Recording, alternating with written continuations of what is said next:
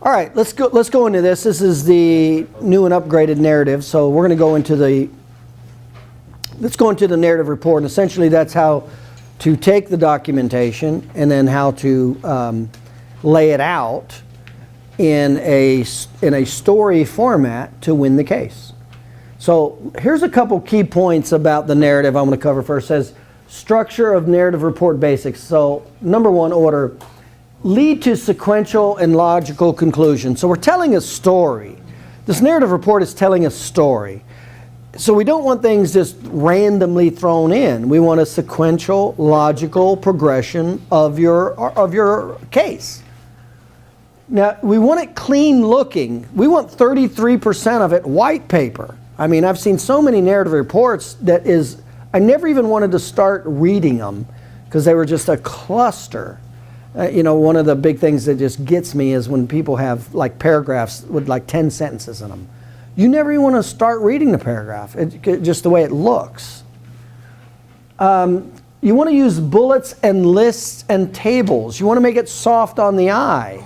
So the first thing about a narrative is to make it palatable. Make it look like it's easy to read and flow and that it's not difficult. That's the very first thing you want to do.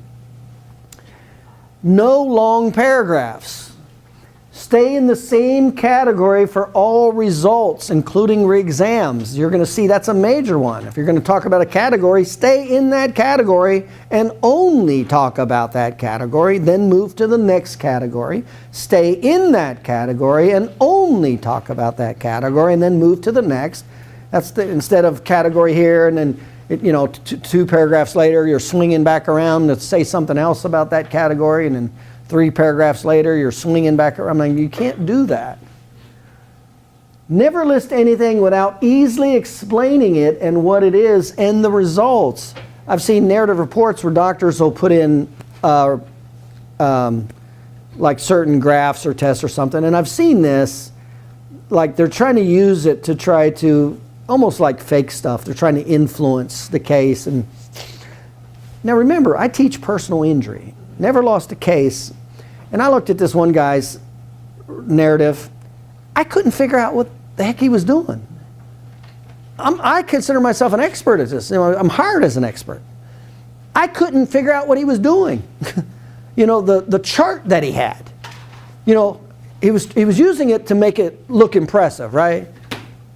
But I didn't, it was going to be like a learning curve to learn how to interpret the chart. I shouldn't have had to taken any time to learn how to interpret that chart. He should have interpreted it for me.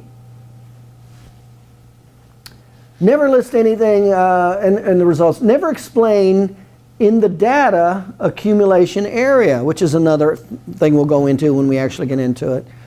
When we list data, we're not going to go into opinions and explanation. It was just to list data. This is very important for the logical progression of the report. This is very important. So attach reports as addendums and only list summary in the data section. That's another big thing. So these narrative reports are typically no more than 1 to 3, no more than 4 pages long. That's it. That's it. The addendums are attached. The addendums.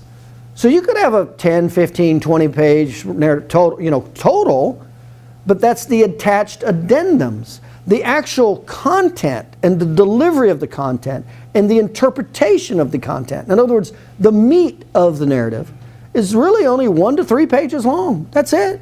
It is not some humongous structure.